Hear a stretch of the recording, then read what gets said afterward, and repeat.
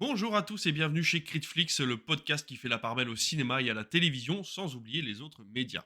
Comme chaque semaine, on va vous parler de nos recommandations, des audiences télé, des news qu'on a dégotées à droite et à gauche, mais aussi vous donner le programme de télévision. Alors tout cela, effectivement, je ne pourrais pas le faire, puis tout seul en tout cas, puisque comme toujours, je suis accompagné de l'expert télévisuel diplômé grâce à sa thèse CNews est-il une chaîne d'opinion. Salut David, comment ça va? Je pense que la thèse serait relativement brève, s'il fallait répondre à ça. Je je pense que j'aurais Je pas de pense quoi aussi que il ça y aurait devrait se pas de terminer quoi en assez vite. écrire des pages et des pages. Mais écoute, moi ça va très bien et toi alors? Depuis que tu as pris quelques jours de vacances? Eh ben écoute, ça va très bien. Écoute, voilà, effectivement, j'ai pris quelques jours de vacances de mon métier d'origine, mais également de Critflix. Vous n'en avez pas eu la semaine dernière, c'est tout à fait normal puisque je suis actuellement papa. Alors c'est, à mon avis, pour un petit moment, mais voilà, Oui, j'ai pas qu'actuellement, ouais. oui, oui, c'est pas que actuellement là, il y en a pour un petit moment, mais voilà, en tout cas, on a pris une petite semaine pour se reposer, pour s'adapter, mais maintenant que tout roule, on va pouvoir reprendre Critflix, et on va commencer par nos recommandations. Quelle est ta recommandation de la semaine? Alors ma recommandation de la semaine, c'est encore assez frais, mais ou au contraire encore bien chaud puisque c'est quelque chose qui vient de sortir, mais j'ai envie de vous en parler maintenant parce que je m'amuse vraiment beaucoup dessus. C'est le jeu vidéo Pokémon Legend ZA sur Ah! Nintendo Switch 2 que j'ai acheté à sa sortie, donc avant-hier, dans un magnifique pack collector Nintendo, qui certes coûtait un petit peu cher, puisqu'il y avait une quarantaine d'euros de goodies avec, hein. Il Ah y avait oui. un bonus de préco et une quarantaine d'euros de goodies. Mais comme je suis archi fan de la licence, j'avais budgété tout ça et j'avais mis cet argent de côté pour pouvoir me l'offrir. Et c'est vrai que le jeu est très très chouette. Alors j'entends hein, évidemment les critiques qui disent que le jeu est peut-être allé un petit peu graphiquement discutable, et ça c'est vrai, on peut pas le nier. C'est un jeu, il faut pas l'oublier, qui a été conçu pour la Nintendo Switch, hein, et qui a été upgradé pour la Switch 2. C'est pas un jeu Switch 2 de base, hein, mais bien un jeu de la première Switch. On sait que Game Freak et Pokémon sont en train de renouveler complètement leur patte graphique pour la 10e génération qui devrait arriver d'ici un an et demi. Mais en tout cas, là, le jeu, je le trouve super fun. Il y a un super cycle jour-nuit. En gros, le jour, on se promène dans les rues de cette grande ville d'Illumis, on capture des Pokémon, on fait des missions secondaires, on rencontre plein de gens. Et la nuit, c'est une ambiance complètement différente. C'est un immense parc de combat et on peut à peine sortir dehors sans que des gens nous tombent dessus pour nous demander de nous combattre. On monte de rang, on commence rang Z, d'où le nom du jeu, et notre but c'est de devenir un dresseur de rang A. Et donc on est dans le même style de jeu que c'est le deuxième jeu Legends, hein, puisqu'il y avait eu Legend Arceus en début d'année 2022. Et c'est vrai que c'est un jeu qui est dans la lignée de celui-ci, c'est très fun, c'est super prenant, il y a plein de choses à faire. Et voilà, moi ça faisait très longtemps que j'avais pas joué aux jeux vidéo. Mes amis qui nous écoutent le savent, hein, je suis dans une période un peu moins vidéoludique depuis quelques années. Et là, ça m'a vraiment, vraiment replongé dedans. Donc c'est vraiment un super jeu vidéo. Pokémon Legends ZA, et donc j'y joue moi sur Nintendo Switch 2. Et tu connais les différences entre la Switch 1 et la Switch 2, hormis, peut-être une refonte graphique? Parce que je vois que sur la boîte, c'est marqué version Switch 2, donc est-ce qu'ils ont rajouté du contenu? Alors c'est essentiellement, c'est la différence entre les 2 versions, c'est essentiellement graphique. Par exemple, sur Switch 2, il tourne à 60 FPS constant, alors qu'on est à 30 FPS sur la première Switch. Ouais, Donc il y a plus de clipping, les graphismes sont moins chouettes, mais sinon c'est les mêmes jeux. d'accord. C'est les mêmes jeux. Mais ils ont mis ça aussi en gros pour que les gens qui achètent, ne se trompent pas de version. Parce que c'est vrai que les boîtes de Switch 2 et de Switch, C'est vrai. se ressemblent pas tout à fait, mais elles ont quand même un petit air de famille. Donc il y a peut-être aussi de ça. Mais en tout cas, alors attention, hein, comme je vous l'ai dit, c'est très frais. J'en suis à une petite dizaine d'heures de jeu, donc je suis loin, loin, loin de l'avoir fini, mais pour l'instant, c'est vraiment un très très bon jeu. Et on va partir donc sur les audiences, quelques audiences de ces derniers jours. Alors évidemment, c'est pas vu depuis un petit moment, donc j'ai pas regroupé tous les jours, mais je voulais quand même vous donner des audiences un petit peu significatives. Et on va commencer évidemment par nos duels du dimanche soir. Est-ce que tu te souviens quel était le film du dimanche 5 octobre? Oh, ça remonte à si loin, je suis Sur navré. TF1, c'était En eau très trouble. Ah oui, en Et autre et oui, trouble, En oui, eau bien très sûr. trouble. Et donc, En eau très trouble est arrivé leader hein, de cette soirée de cinéma avec 2,7 millions de téléspectateurs. C'est pas non plus un carton Ouais, incroyable, mais effectivement. voilà, c'était pour vous donner ça à titre d'idée. En face, Skyfall, 2,4 millions. Alors, t'avais dit que ce serait serré, effectivement, ça l'était, un 2,7 millions contre 2,4 millions. Mais à noter le très bon score, et moi, ça me fait super plaisir, de Prisoner sur Arte à 1,3 million.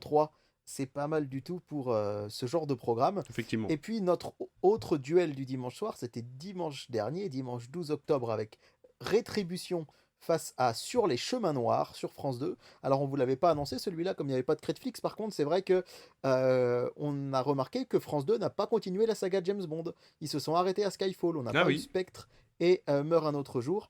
Et donc, ben, encore une fois, rétribution, 3,3 millions de téléspectateurs, le film avec Liam Neeson, contre 2,1 pour Sur le chemin noir. Les 2 films étaient en inédit. Donc l'un avec Liam Neeson, le deuxième avec Jean Dujardin. Est-ce que tu sais quel pourrait être le point commun entre Rétribution et Sur les chemins noirs? Il y a Jean Dujardin dans les deux, je ne sais pas. Non, il n'y a pas Jean Dujardin dans les deux, mais aussi surprenant que ça puisse paraître, les 2 films pourraient être considérés comme des films français. Puisqu'en fait, Rétribution est un film américain, puisque la maison de production est américaine, mais c'est un film qui a été distribué par Studio Canal, et les 2 financeurs Hmm. premiers de Rétribution, c'est TF1 et Canal+. Ah, c'est fou. Et c'est assez hallucinant parce qu'en fait, on a vraiment cet habillage de film américain, et d'habitude, là où on voit les noms des grands studios, bien là, on voit TF1, on voit Canal+, on voit Ciné+, on voit TMC, mais la maison de production était quand même aux États-Unis, donc officiellement c'est un film américain. Mais j'ai trouvé ça assez amusant J'avoue. finalement que ce film-là avec Liam Neeson soit à ce niveau-là. Allez, d'autres petites audiences rapidement parce que je ne vais pas trop vous embouliser avec ça, mais vous dire que Montmartre tourne autour de 3,9 millions de téléspectateurs, 3,8, 3,9, C'est pas mal. ce qui est pas mal du tout. C'est moins bien que les autres fictions historiques de TF1, on peut penser au Bazar de la Charité en 2019 ou des choses comme ça, mais il n'empêche que 3,9 millions, c'est quand même, voilà, très très très correct pour ce genre de film. Par contre, en face, pour les duels de blockbusters de TMC et W9, c'est un peu morne-pleine, hein, puisque TMC avec Thor fait 680 000 Ah téléspectateurs oui. et Taken 2 sur W9 622 000. C'est quand même un peu Ouais, tristouille. j'avoue. Je voulais vous donner également les audiences de ce mercredi dernier, 15 octobre. Pourquoi? Eh bien parce que c'est le jour où M6 a décidé de diffuser Camelot premier Eh ben volet, oui. puisque vous n'êtes pas sans savoir que le 2 va sortir là tout de suite maintenant très vite. Eh bien il a fait 1,9 million de téléspectateurs, ce qui est correct sans être exceptionnel. La chaîne est à la troisième place. Derrière TF1 et Tracker, alors Tracker c'est vraiment le gros coup de TF1, hein. Encore 3,5 millions mercredi soir. C'est des épisodes un peu à la mentaliste ou un peu à la cold case ou aux experts qui peuvent se picorer, pas forcément dans l'ordre et du coup ça plaît aux gens. À la deuxième place c'était France 3 avec Déraciné des ailes, 1,9 million. Et ensuite Camelot, 1,829 000 téléspectateurs pour être précis. On rappelle que le premier volet avait réuni en salle 2,8 millions de spectateurs pardon, dans un contexte un peu particulier, puisqu'on était à l'époque sous régime de passe sanitaire, Oui. et puisque le film était sorti le premier jour du passe sanitaire, on s'en rappelle, ça avait fait grand bruit à l'époque. Donc voilà, ça reste des audiences qui sont correctes, et on va voir si bah voilà, le deuxième film va réussir à remplir les salles, en tout cas on l'espère de tout Ah bah cœur. oui, et Voilà pour mes si audiences. ça pouvait redynamiser, comme le premier l'a fait en sortie de Covid, cette année un peu morne finalement du box-office au cinéma, ça pourrait Mm. être assez sympa. D'ailleurs, on va pouvoir parler du box-office puisque je vais vous donner les dernières sorties. Alors là, on enregistre, on est le samedi 18 octobre. Je vais donc vous donner les sorties de ce mercredi, hein, donc les entrées n'iront que jusqu'au vendredi. Mais le tout premier, alors qui s'en sort avec les honneurs, mais sans plus, c'est Chien 51, hein, ce film avec Gilles Lelouch et Adèle Exarchopoulos, qui est un film français de science-fiction, qui n'a fait que 123 000 entrées là en 4 jours, avec 609 copies, ce qui est énorme. Voilà, c'est quand même assez compliqué pour ce film-là. On le sait que la science-fiction à la française, ça a toujours du mal à trouver un public plutôt large, hein. On en parle souvent, toi et moi, en off, quand on se croise, mais c'est vrai que c'est toujours un peu compliqué. Arrive en deuxième, Une bataille après l'autre, hein, qui est en quatrième semaine, mais qui fait quand même encore 50 000 entrées en 4 jours. C'était mieux demain, qui est en deuxième semaine, 37 000 entrées. Tron Ares, qui se bat tant bien que mal, mais qui ne fait que 33 000 entrées après les 200 000 entrées de la semaine dernière, ce qui est vraiment pas beaucoup pour un film de chez Disney. Et arrive en cinquième, un film à réessai, mais une palme d'or, Un simple accident, avec 30 000 entrées en troisième semaine. Il est à un total de 300 000 entrées. On a presque l'impression que les films à réessai ont plus de succès que les blockbusters cette année. Et ça fait plaisir d'un côté, mais c'est vrai que ça n'amène pas autant de monde que l'on aurait pu l'espérer dans tous les Ouais. cas depuis qu'on voit que les entrées se traînent un peu depuis le mois de septembre. On espérait un mois d'octobre qui remonte un peu la pente, mais ça devient quand même très très compliqué de s'imaginer avoir une année pas trop mal d'ici le mois de décembre, malgré les grosses sorties qui arrivent, quoi. C'est ça, alors, bon, le cinéma fait un peu la tronche en ce moment, on va pas se mentir. Mais c'est vrai qu'on en discutait encore l'autre jour avec des amis et qui me redisent la même chose, en fait, hein. On tourne un peu en boucle, mais le fait que, ben, pour eux, le cinéma, ça reste un investissement. Mmh mh. On regarde la qualité du film, on regarde la durée du film. Voilà, là, j'ai des amis qui sont allés voir Demon Slayer parce que 2h40, parce que gros truc à l'écran. Ouais. Ils me disent, par exemple, les comédies françaises, pour nous, maintenant, ben, c'est à la télé et c'est tout, quoi. On va pas, mettre 11 € pour voir une comédie, un peu basique, alors qu'on peut en voir plein sur nos plateformes. Je pense que le cinéma va avoir besoin, voilà, de se réinventer aussi un petit peu à certains égards. Il faut que voilà, une séance de cinéma, j'ai l'impression, faut que ce soit vraiment un événement pour les Exactement. gens qui y vont. Ouais, tout à fait. Et c'est vrai que c'est presque le prix d'un resto où, voilà, quand on met 11-15 € dans une place, on y réfléchit à 2 fois. Nous, on a la chance d'avoir un petit cinéma avec des places pas chères, mais c'est pas pour ça que les gens, en plus, se ruent au cinéma parce qu'il y a aussi le contexte extérieur, tout ce qui se passe en politique intérieure, extérieure. Les gens mettent aussi beaucoup, beaucoup d'argent de côté, épargnent, et donc on le sait, c'est la culture, c'est les loisirs qui trinquent en premier. Maintenant, les chiffres sont pas catastrophiques, hein, mais je pense que voilà, j'espère que Camelot va nous rebooster un petit Mmh. peu. J'espère que Zootopie 2, que Avatar, que Chasse gardée, que tous ces films-là vont être des vrais moteurs à entrer dans ces prochaines semaines. Voilà, après c'est ce qu'on disait, il y a rien de dramatique, mais c'est vrai que, c'est toujours compliqué, surtout pour la petite et la moyenne exploitation qui ont très peu de trésorerie de côté. Donc quand il faut supporter à bout de bras une année qui se passe mal, alors qu'on a eu une magnifique année, l'année d'avant, c'est, vraiment très compliqué pour certains cinémas indépendants qui galèrent déjà avec une trésorerie qui touche le zéro, mais qui parviennent à survivre. Là, quand on a une mauvaise année, c'est toujours un petit peu plus compliqué. Ouais, c'est clair. Dans tous les cas, on va passer à nos news. On va rester quand même plutôt du côté de la télé cette semaine et on va commencer avec une mauvaise nouvelle. C'était une de nos chaînes d'enfance, mais effectivement, Game One va s'arrêter d'ici le mois de novembre puisque Paramount, qui est propriétaire de la chaîne, a décidé de faire des coupes budgétaires et la chaîne en fait partie, malgré le fait qu'elle rapportait encore de l'argent. Ouais, alors c'est vrai que c'est vraiment le gros point noir pour moi de ces dernières semaines, puisque c'est vraiment une chaîne de mon adolescence, Game One. On rappelle, elle a été lancée en 1998 par Canal+, pour Canal Satellite en fait, Mm, hein. mm, mm. Les gens ont toujours du mal à comprendre. Canal Satellite, ça n'existe plus. En fait, si, ça existe encore, mais ça s'appelle Canal. Oui, voilà, Ça c'est ça. s'appelle Canal, voilà. C'est les chaînes du bouquet Canal. Alors entre MyCanal, Canal+, voilà, ça peut paraître compliqué, mais Canal Satellite existe encore, c'est juste que ça s'appelle juste Canal. Et donc cette chaîne, elle existait depuis 1998. Moi, je l'ai découvert l'année d'après, en 1999. Elle appartenait à Canal+, puis elle a appartenu ensuite à Infogrames Atari de 98 à 2006. Et après, elle a fait partie du groupe MTV et donc de Paramount depuis cette époque-là, en tout cas en copropriétaire pendant un bon moment. Et donc Paramount a décidé de fermer la chaîne. Alors, Marcus, qui est un des animateurs de la chaîne, a expliqué tout ça, avec beaucoup d'intérêt, j'ai trouvé, il y a quelques jours. Mm.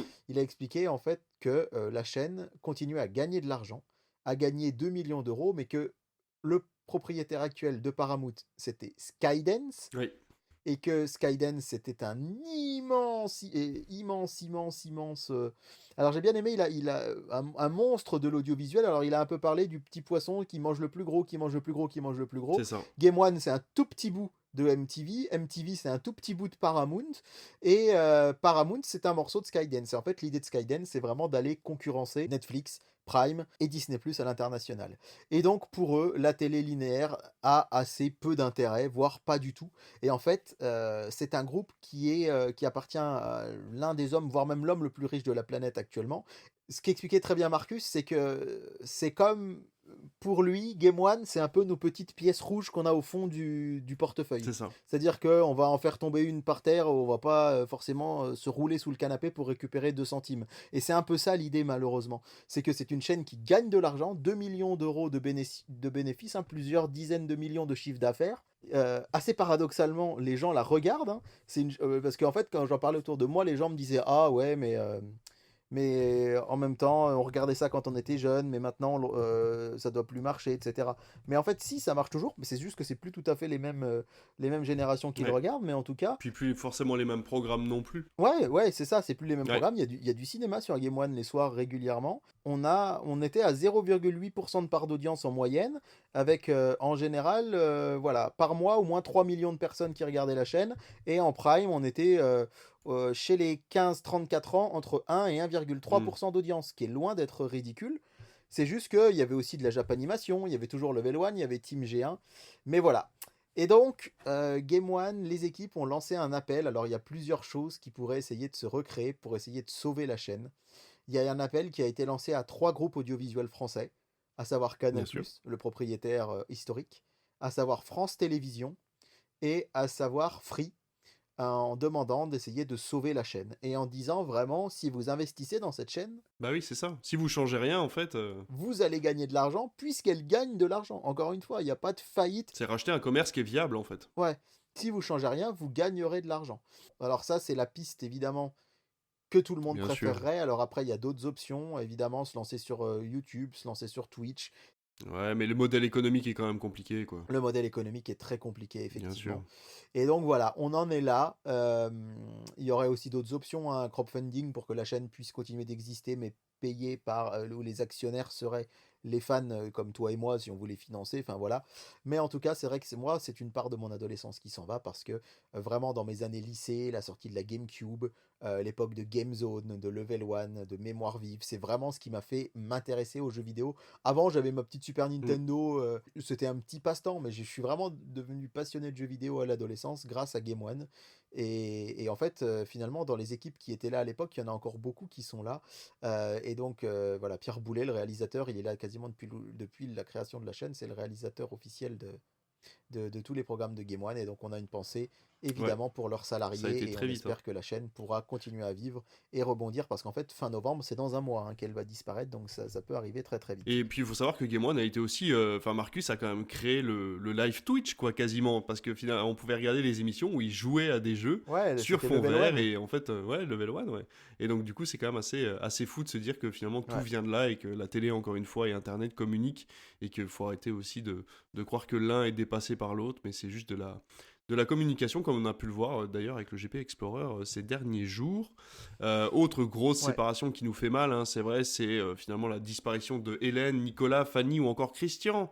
Des amis qu'on a depuis, quoi, 40 ans maintenant, 30 ans. Oui, c'est vrai qu'on a un ami qui s'appelle En Christian en plus, commun. en plus, on a un ami qui C'est s'appelle de lui que Christian. tu... Mais lui, il ne joue pas dans les mystères de l'amour, hein, puisque TF1 et JLA Productions ont décidé d'arrêter leur accord. Et donc, du coup, la série va prendre fin sur les chaînes de TF1. Pas forcément ad vitam aeternam, mais voilà. Si je puis me permettre, tu rigoles quand je dis Cash Investigation, mais JLA, c'est pas mal aussi, hein, pour, pour JLA. Oui, c'est Jean-Luc Azoulay. Mais j'adore le JLA Production. J'adore. Enfin voilà, est-ce que tu es triste de voir disparaître les mystères de l'amour? Alors, non. Non, alors, moi par contre, enfant, j'ai grandi, oui, avec le Club Bien Dorothée, mais j'ai sûr, mais comme tout grandi le monde. aussi et surtout avec Hélène et les garçons et Bien Premier sûr. baiser. Et en fait, c'est fou de se dire que ça continue depuis tout ce temps-là. Ouais. Mais j'avoue que depuis 97-98, j'ai laissé tomber. Donc, non, alors, des fois, je tombais dessus et on va quand même pas se mentir, Non, non, c'était c'est. pas du C'est forcément presque une marque de fabrique, hein, incroyablement le jeu des, interprété des ou acteurs. Ouais. ouais, voilà. Donc bon, mais il y a des gens qui aimaient bien ça et puis c'était un peu rigolo et puis c'était quand même là aussi un peu une part de mon enfance qui existait toujours, donc c'est marrant de voir que c'était encore là. Mais voilà, je m'en remettrai, d'autant que GLA, Jean-Luc Azoulay, a annoncé que la série allait rebondir quelque part. Alors où? Il y a beaucoup de gens sur internet qui disent méfiez-vous parce qu'il a déjà fait plein d'annonces comme ça et en fait des fois c'est pas vrai du tout. Ah oui, Donc d'accord. on va se méfier, Ouais. mais elle pourrait rebondir. Alors certains disent peut-être sur la nouvelle chaîne. J'ai pas prévu d'en parler dans les news, on en parlera peut-être plus tard dans une prochaine émission, mais RMC Live, c'est un Et sacré carton, oui. hein, à la place de Et oui, Chéri oui, oui. 25, ça marche très très bien. Et la chaîne, alors tout ne marche pas très bien cette semaine, tiens, j'aurais pu en parler dans les audiences. La chaîne a relancé Ça se discute, Oui.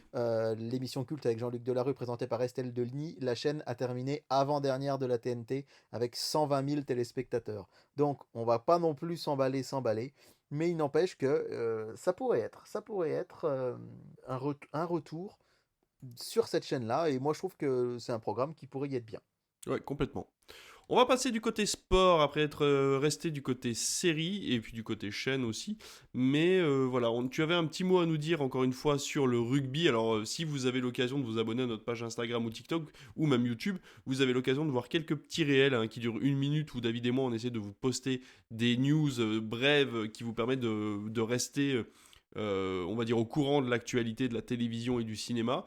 Et tu voulais revenir tout doucement sur cette news autour du rugby et de l'achat de TF1 pour les prochains matchs. Ouais, alors c'est très très très impressionnant, hein, cette acquisition de droits des matchs de l'équipe de France et des matchs internationaux par TF1, notamment la prochaine Coupe du Monde, qui aura lieu en 2027 en Australie. Il faut rappeler que la précédente, elle avait lieu chez nous, et que TF1 en fait était diffuseur du rugby, on va dire, des Coupes du Monde depuis 2007. Avant, le rugby international, c'était vraiment l'apanage de France 2. Et depuis quelques années, ben, on a ce rythme-là, on a les matchs du tournoi Destination sur France 2, les matchs des tournées d'été qui sont sur Canal+, pour l'équipe de France, et les matchs, les test matchs et la Coupe du Monde sur TF1.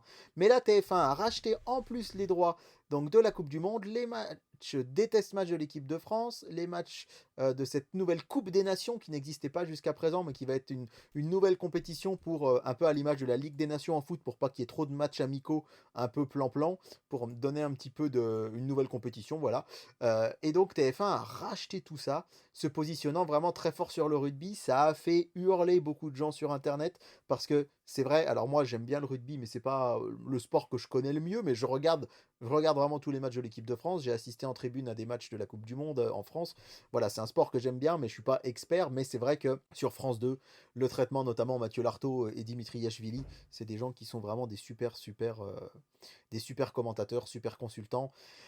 Et sur TF1, je trouve quand même qu'il y a du mieux. C'est dur, je trouve, de les critiquer autant, mais c'est peut-être sans doute encore perfectible. Et puis c'est vrai que moi, Mathieu Lartaud, j'aime tellement ce commentateur que j'ai limite envie qu'il signe sur TF1 pour l'avoir pour ces matchs-là. Puis c'est quand même dommage d'avoir fait venir Uturburu pour finalement ne pas lui faire commenter de rugby, quoi. Ouais, alors elle est quand même présente sur le bord des stades, etc. Donc elle fait Ouais, quand même des choses pendant les matchs. Mais c'est vrai qu'Isabelle Iturburu, voilà, maintenant elle est bien prise avec le 13h, avec 50 minutes inside, alors qu'elle bah ouais, faisait le c'est Canal ça. Rugby Club avant.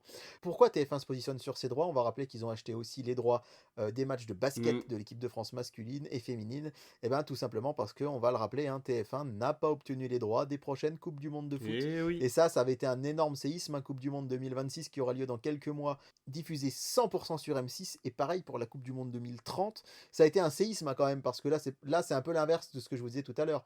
Les grands noms du foot au point de vue commentaire, à savoir Grégoire Margoton, Bichentelli Sarrazou, c'est TF1. Et pourtant, bah, M6, maintenant, alors avec des Xavier Domergue, avec des Jean-Marc Ferreri, avec une sacrée équipe également, mais il n'empêche que TF1 a perdu une partie des droits du foot. Et ça, M6 a dit qu'ils allaient peut-être leur proposer de racheter quelques droits pour la Mhm. Coupe du Monde 2026 à TF1 quand même, mais ce ne sera pas les matchs de l'équipe de Ah bah France, ce ne non, sera pas les forcément. grosses affiches. Donc est-ce que TF1 va être intéressé? Pas forcément. Et en tout cas, c'est vrai que c'est historique. Le football a toujours été sur TF1 depuis que la télévision diffuse du football en direct. Et là, c'est vrai que tout ça, ouais, c'est quand même assez dingue. Mais gros positionnement sur le rugby, et c'est des gros cartons d'audience. Donc bravo à TF1 pour cette Ouais, acquisition. complètement. Et puis grosse nouveauté hein, sur la plateforme TF1+, puisque pour 99 centimes, ou alors si on est abonné premium, on n'aura plus de pub à la mi-temps, on aura des analyses, des insights, des interviews, un petit avantage qui sera offert aux personnes qui décideront de payer sur la plateforme de TF1. Je trouve, alors je vois que voilà, dans les commentaires, ça se plaint pas mal. Moi, je trouve que l'initiative est plutôt bonne. La publicité a toujours fait partie intégrante du sport à la télévision gratuite. Je trouve ça plutôt logique de faire payer une petite somme aux gens pour avoir droit finalement à une petite récompense et voilà, toutes les personnes qui seront les plus passionnées auront droit à un petit bonus et je trouve ça plutôt pas mal.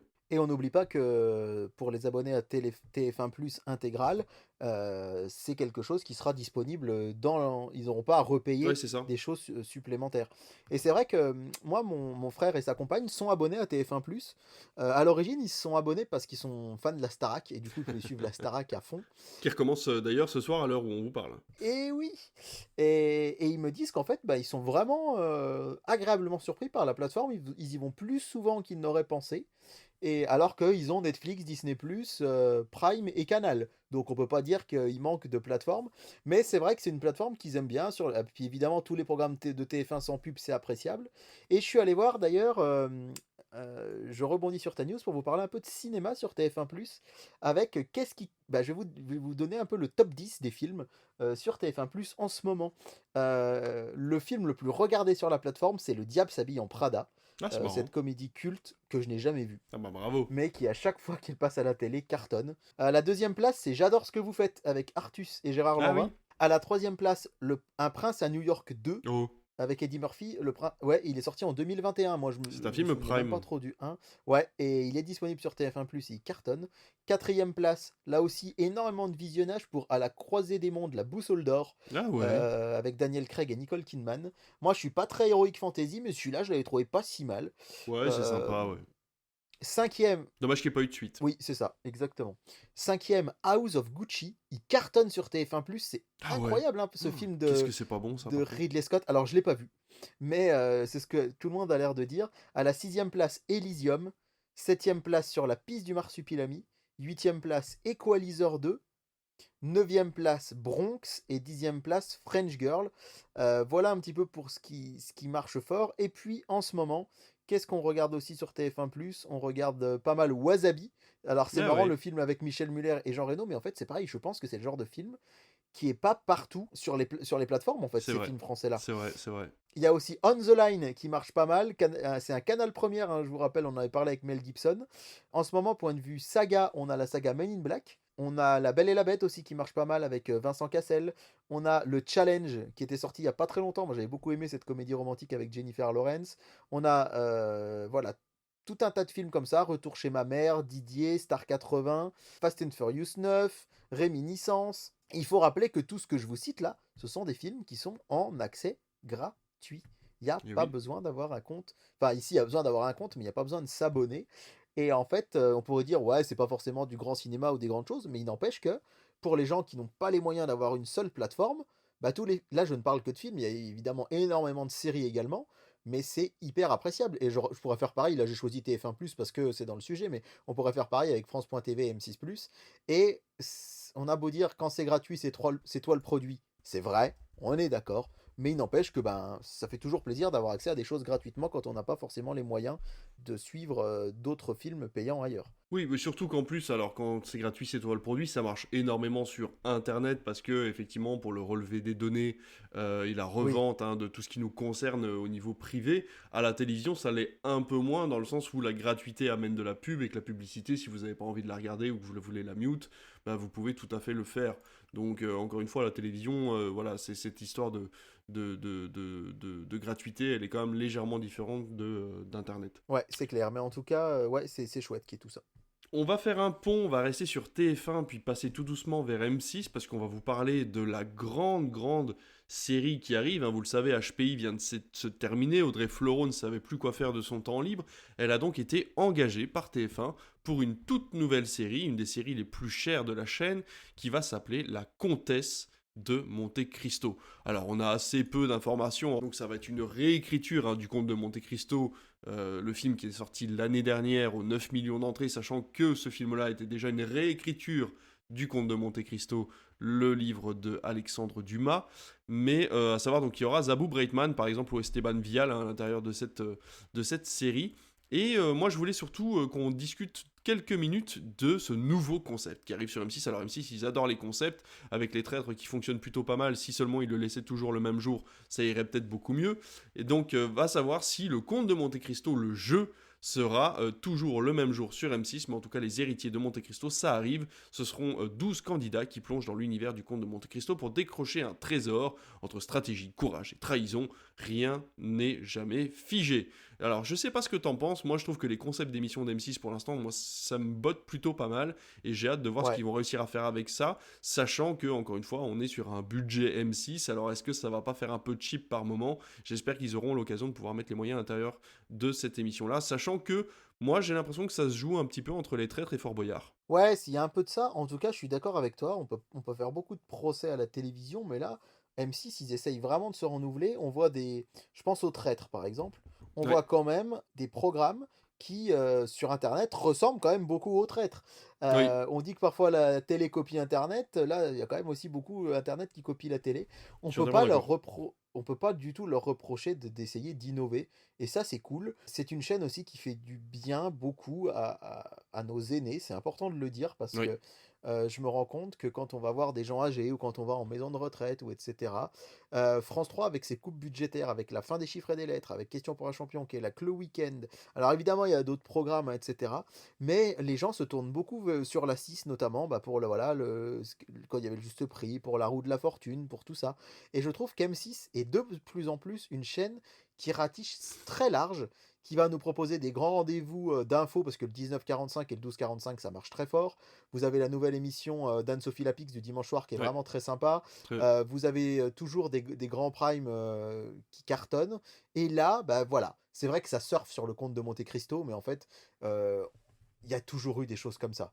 Il y a toujours eu des choses comme ça, des moments où quelque chose cartonnait au cinéma ou à la télé et après c'était repris dans tous les sens. Je pense par exemple au pensionnat de Chavannes là, qui était passé sur M6 oui, qui avait tout à fait. cartonné et du coup, on avait eu des trucs dans les écoles de l'ancien temps un petit peu partout. Je pense quand le film Les choristes est sorti, souvenez-vous TF1 qui avait lancé 500 choristes, qui chantaient, avec des stars. Après sur France 3, on avait les choristes ensemble. Voilà, là en ce moment, bah, Le Comte de Monte Cristo, ça a été un carton de cinéma mérité et bah, voilà, les chaînes surfent un peu sur ce succès. On peut pas le leur reprocher et j'ai envie de voir ce que ça va donner moi perso. Complètement, mais je trouve que M6 a un capital sympathie en fait qui est vraiment très intéressant. Nous, la plupart des replays, quand on n'est pas sur une plateforme pour regarder une série ou un film, on va être sur les replays d'M6 en fait parce que les présentateurs sont good vibe, les émissions Ouais. aussi, c'est pas prise de tête, on peut être sur ton téléphone en même temps, mais il y a quand même un petit challenge. Enfin, je sais que je regarde beaucoup Le Meilleur Pâtissier en ce moment, bah, j'aurais jamais pris l'occasion de le regarder avant, et en fait, on se prend au jeu tous les jeudis soirs bah, d'être devant sa télévision pour savoir qui va faire le plus beau gâteau, et on juge, même si on n'est pas très doué avec du sucre et de la farine, on se permet de juger les gâteaux des autres et ça donne un petit moment super sympa devant la télé. Donc moi je trouve que M6 en ce moment ils se défendent plutôt pas mal. C'est un peu dommage qu'on les voit pas arriver à faire un petit peu plus que les fameux millions, 2 millions qu'ils arrivent à faire d'habitude, même si bon ils ont l'air d'être très contents de leur audience, mais voilà, il va falloir qu'ils réfléchissent quand même à leur fameux créneau qui change en permanence, c'est très compliqué quoi. Mais la coupe du monde va aussi rabattre les cartes, hein. S'ils font un mois de juin C'est vrai, avec des soirées à 2, 3, 4 millions quand ce sera d'autres équipes et taper du 10 millions quand ce sera l'équipe de France, bah, forcément bien sûr. ça va être du lead. C'est-à-dire que les gens, ils risquent, «Ah bah tiens, le match il est ce soir à 21 h sur M6 ou 22 h, ça va être aux États-Unis, on rappelle, hein. Ah bah tiens, on va se mettre dessus avant pour pas le louper» ou alors on va rester après le match et puis Mm. on va avoir l'habitude d'appuyer sur ce bouton 6 pour des gens qui ne le faisaient pas du tout Oui, tout à fait, et tu as raison. évidemment, à la mi-temps des matchs, avant les matchs, après les matchs, vous allez voir pleuvoir des bandes annonces pour les programmes de M6 et il y a des gens qui vont se dire: «Ah mais ouais, il y a ça, bah tiens, faudrait que j'essaye de C'est vrai. regarder». Ça, la coupe M6 va perdre énormément d'argent avec la coupe du monde, c'est sûr parce que malgré les recettes publicitaires, ça ne compense jamais le prix qu'on paye pour ce genre de match Mm. de compétition. Mais par contre, en image de marque et en audience, Ouais. ça peut être un gros coup de poker gagnant. À savoir, petit bémol, par contre, tiens, sur une émission, je sais pas, dites-nous en commentaire si vous, ça vous fait pareil. On a essayé de regarder En cuisine, tu sais, avec Cyril Lignac, cette émission qui était Ouais, proposée pendant le Covid. ouais. Et ben, ma compagne m'a demandé de changer de chaîne, en fait. Ça lui a fait remonter des souvenirs d'enfermement et de Covid Ah ouais, qui lui ont pas plu d'accord. du tout. Et du coup, elle m'a demandé de changer de chaîne, ça la mettait vraiment très mal à l'aise. Et donc, du coup, bah, on a regardé autre chose parce que, ouais, ce moment ensemble à travers la caméra, voilà, ça nous Ouais, a ouais, je vraiment comprends, pas ouais. ramené de bons souvenirs.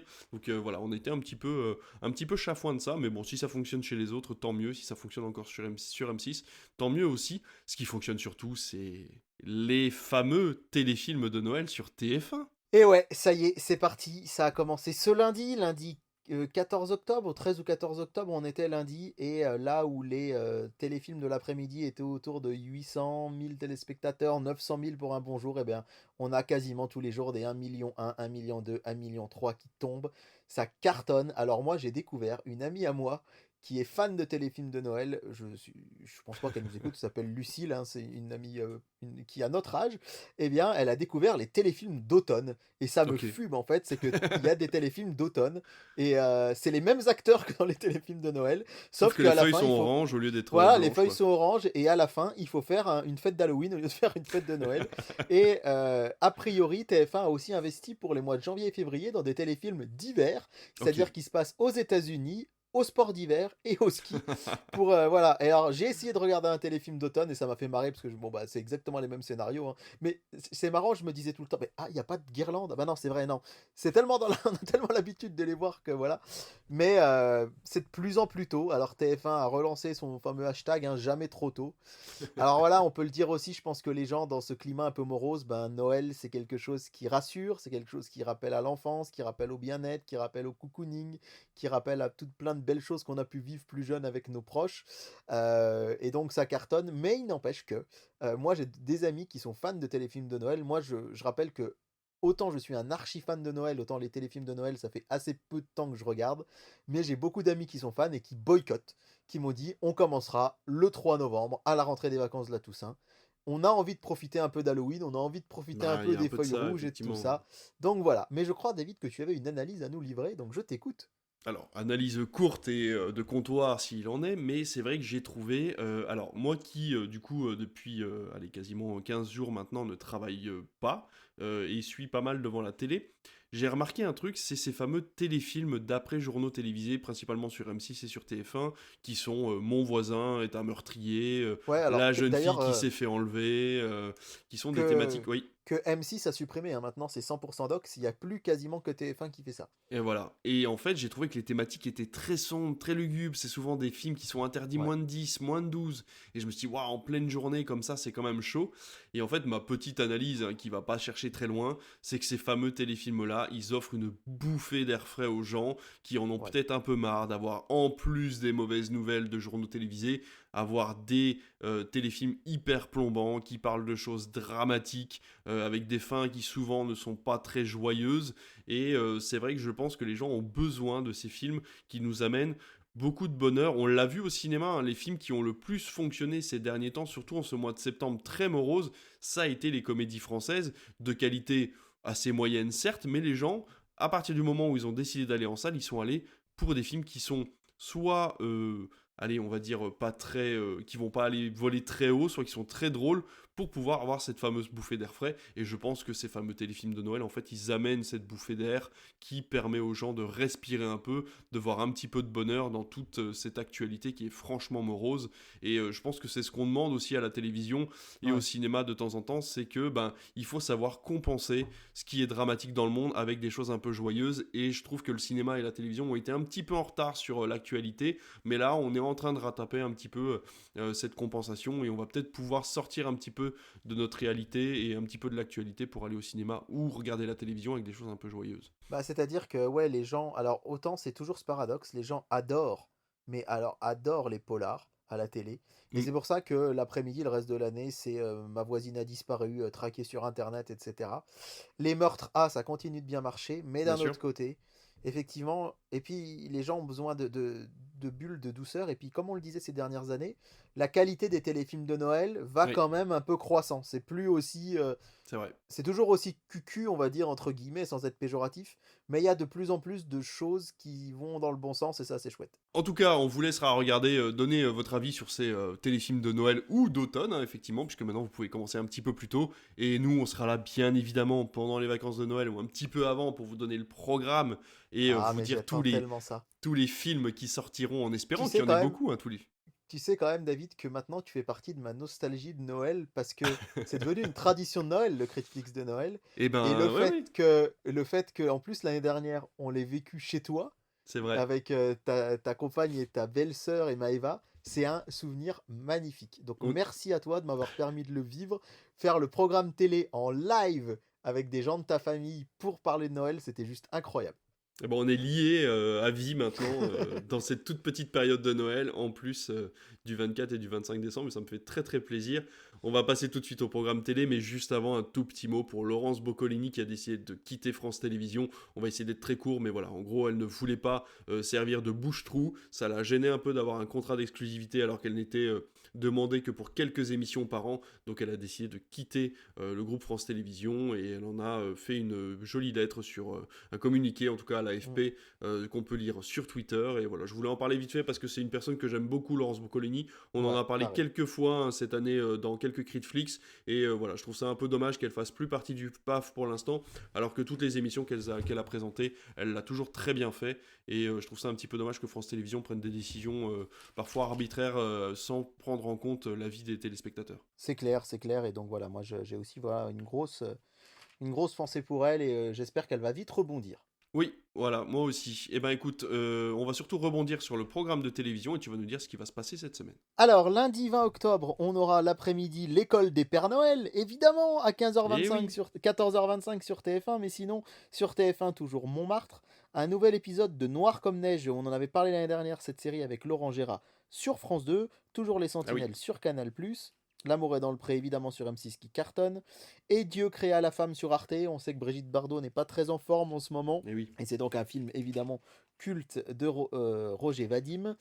Sur la TNT, eh bien, on passe un petit peu en mode Halloween et je trouve ça chouette puisque on aura sur W9 Maléfique 2, Le Ah, pouvoir du mal, qui va être diffusé. Alors Thor est toujours dans le monde des ténèbres, mais enfin c'est Thor 2. Sur TF1 série film, ce sera Inédit en clair, Sacré Momie. Et oui, c'est les vacances de la Toussaint et eh ben Sacré oui, Momie, c'est un film Warner, je crois. oui, Je tout à fait. l'avais vraiment bien aimé. C'est un très joli film d'animation, Oui, assez original. Et je trouve ça plutôt chouette. Et puis sur RMC Life, on aura Adopte un veuf. Pour une fois qu'un film passe après qu'on l'ait diffusé dans notre cinéma. Ça fait plaisir que ce soit dans ce sens-là. Mardi, on sera le 21 octobre. Ce sera encore et toujours les vacances, évidemment, puisqu'on est qu'au début. Et TF1 dégaine Harry Potter à l'école des eh ben oui, sorciers. bien évidemment. Voilà. L'après-midi, on aura notre miracle de Noël et le manège magique de Noël, évidemment. Donc Harry Potter à l'école des sorciers, avec en deuxième partie de soirée la série américaine La Bria. Sur France 2, on aura Voir l'automne, une saison en France, un très très beau film documentaire, paraît-il. Le film arrêt essai de Canal+, ce sera Maria avec Angelina Jolie, Ok. qui était sorti l'année dernière. C'est vrai qu'on l'avait pas diffusé, celui-ci, je crois, au cinéma, si je dis pas de bêtises. Non, ça me dit rien. Et voilà, je suis assez curieux de pouvoir le voir. Et puis sur la TNT, comme ça, un peu pêle-mêle, on aura Gaston Lagaffe sur Sister, on aura Imitation Game sur RMC Oh, Life, et on aura Pourquoi je vis, le téléfilm sur la vie de Grégory Le Marchal, et eh ben, qui a oui, été racheté par Novo 19. ok. Voilà, ce sera pas sur une chaîne du groupe TF1. Ils sont les bons filons, Mercredi, Nouveau 19. Hein. et ouais. Mercredi 22 octobre sur TF1, ce sera SWAT, puisque Tracker, là, ça va être mis un peu en pause, et SWAT est passé du mercredi au mardi, pardon, à cause d'Harry Potter. Eh oui. J'ai hâte de voir les audiences d'Harry Potter pour voir si les gens se lassent un peu ou si Ouais. pas du tout. Bah, surtout qu'avec Euh, HBO Max maintenant. Bah ouais, c'est ça. Un inédit de Candice Renoir sur France 2, du football avec la Ligue des Champions, Sporting Portugal de Lisbonne face à Marseille. Point de vue cinéma sur Arte, on aura une affaire privée. On aura Permis de construire sur TMC, la comédie assez sympathique avec Didier Bourdon. Oui, c'est mignon, ouais. Mm. Les municipaux C-Héros sur C-Star. Et sur TF1 Série Film, on reste en mode Halloween avec Hôtel Transylvanie, Ah, le numéro 1, que j'ai découvert l'année dernière pour Halloween. Je connaissais pas les hôtels Transylvanie et que j'ai trouvé vraiment très sympa. ouais, c'est Le chouette, ouais. livre de la jungle sur Sister, version John Favreau, Trop bien. sorti en 2016. Et Le roi Arthur, la légende d'Excalibur, c'est pas Camelot, c'est bien Et du non, Guy Ritchie tout à sur fait. RMC Story. Jeudi 23 octobre, une section de recherche sur TF1. On rappelle que la série a été relancée cette année, envoyée Mhm. spéciale sur France 2. Pour trouver du cinéma, il faudra aller sur TMC avec Le Seigneur des Anneaux, la communauté de l'anneau. Ça, Oh, c'est sympa aussi. Voilà, le retour pendant du les Seigneur vacances, des c'est Anneaux chouette, ouais. pendant les vacances, c'est chouette. Ça va permettre aux gens qui peuvent se permettre de se coucher un peu plus tard, parce qu'il faut rappeler que Quotidien, quand même, s'arrête à 21h25. Et Hein. oui. Donc le film va s'arrêter à minuit 35. Sur Gulli, Oh la on aura vache. Les Trolls numéro 3, un film espagnol de 2011 sur T18, Un jour de chance. En face, ce sera La guerre des boutons version 2011 sur Novo 19. Ok. Il y a quand même des programmes qui sont un petit peu, on va dire, c'est confidentiel, hein, à voir ce que Oui, ça va voilà, c'est donner en ça. audience. Et puis notre premier vendredi vraiment au cœur de ses vacances avec la finale de Mask Singer sur TF1. Astrid et Raphaël sur France 2, une soirée inédite autour de la vie de Sylvie Vartan sur France 3. Le blockbuster des vacances sur Canal+, alors en tout cas des vacances, de ce début de vacances, ce sera God Save de Tuche. Donc bon, point de vue Et oui. blockbuster, voilà. Mais on sait qu'en général ça Ça peut marche. On faire de rappelle qu'il l'audience, est ouais. Il est actuellement, je crois, 2e des entrées box-office de 2025 après Lilo et Ah Stitch, oui, je donc crois. c'est pas si mal, Non, hein. 2e ou 3e, ouais, il doit être après F1. Mais bon, bref. Vous aurez Marie à tout prix sur TFX. Vraiment, moi, c'est un beau petit coup de cœur pour cette comédie des frères Farrelly. Bumblebee sur Gulli, que je n'ai toujours pas vu. Et attention, sur ces stars, on aura Noël Orange et Noël à Pemberley. Voilà, Ah bah alors d'accord. il n'y a pas que. Là aussi, il y aura des boules, hein, mais pas les mêmes que ceux qui passent le dimanche soir en troisième partie de soirée. Je vous invite à aller écouter notre précédente émission. Mais bon, voilà, c'est un peu de la concurrence à Gulli, qui, on le Tout à rappelle, fait. la chaîne Gulli diffuse quand même des téléfilms de Noël aussi à la télé régulièrement. Allez, pour terminer ce programme télé, on reste en thématique Halloween, puisque je vais vous annoncer le Creepy Monday Eh oui. de RTL 9 en ce lundi 20 octobre, et ce sera La Voix des Morts, La Lumière. C'est un film de 2007 OK. avec Nathan Fillion, qui est un film Oh! que je ne connais absolument pas. Moi non plus. Et en fait, c'est le 2 et le numéro 1, il date de 2005 et il va être diffusé juste après. Voilà. Et on termine par notre duel du dimanche soir. Alors. Il est assez Alors, intéressant, cher David. oui, Je vais essayer de te faire deviner sur TF1, c'est des derniers Marvel à être sortis au cinéma. OK. Je crois que c'était au printemps 2023. Il était censé introduire le nouveau grand méchant de cette nouvelle Ah, phase, c'est mais Quantum Mania.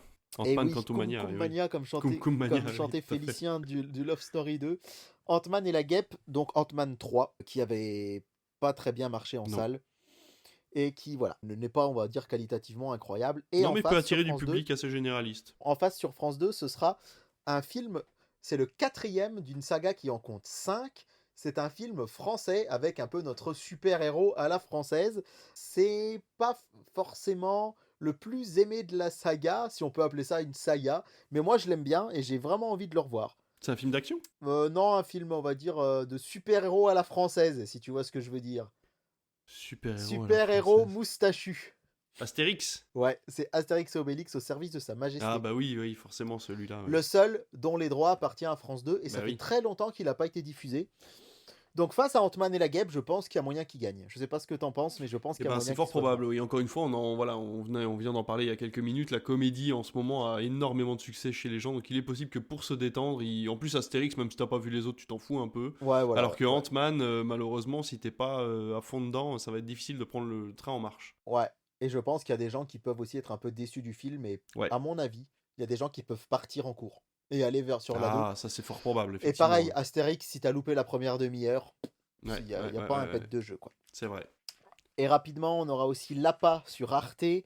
On aura les Baudins Enquête en Corse sur W9. On aura Croman sur Gulli avec le petit Oh, Spirou ouais, auparavant à 19h20. super. Sur TFX, le Grimoire d'Arcandias. Ah, ça me dit Alors quelque ça, chose, c'est ça. assez fou, c'est un film un peu fantastique, entre Ouais. guillemets, mais avec Christian Clavier. Ça peut être assez surprenant Ok. dit comme ça.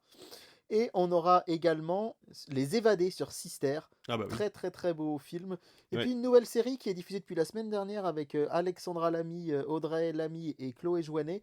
C'est Ah, Killer Coaster Killer Coaster, une série Prime, effectivement, j'ai vu sur ça, ouais. TF1 série film, ouais. Et donc de base ça devait être pour TF1, et là c'est parti sur TF1 série film. Oui, parce Et qu'il ne enfin sur contient qu'une seule saison, hein, malheureusement. ouais, Il devait y en ouais, avoir ouais. deux, et donc ça finit un peu en queue de Et poisson. voilà, le fait que ça part sur TF1, ça montre effectivement que c'est pas Mm, forcément très bon signe. tout à Voilà fait. pour ce programme des vacances de la Toussaint. Et ben nickel, bah voilà, ça vous fait un programme tout prêt pour pouvoir regarder la télé pendant les vacances. Alors si vous n'êtes pas en vacances, c'est pas grave, hein, profitez-en quand même pour regarder, à mon avis, tout ça en replay après leur diffusion en direct. Dans tous les cas, nous, on se rejoint normalement la semaine prochaine. On espère que cette émission vous aura plu. N'hésitez pas à aller faire un tour sur notre Patreon ou à vous abonner aux divers réseaux que vous trouverez ici et là dans les divers liens qu'on vous laissera en fonction de là où vous nous écoutez ou regardez. Merci beaucoup et à bientôt. Merci beaucoup, David. Salut, à très vite.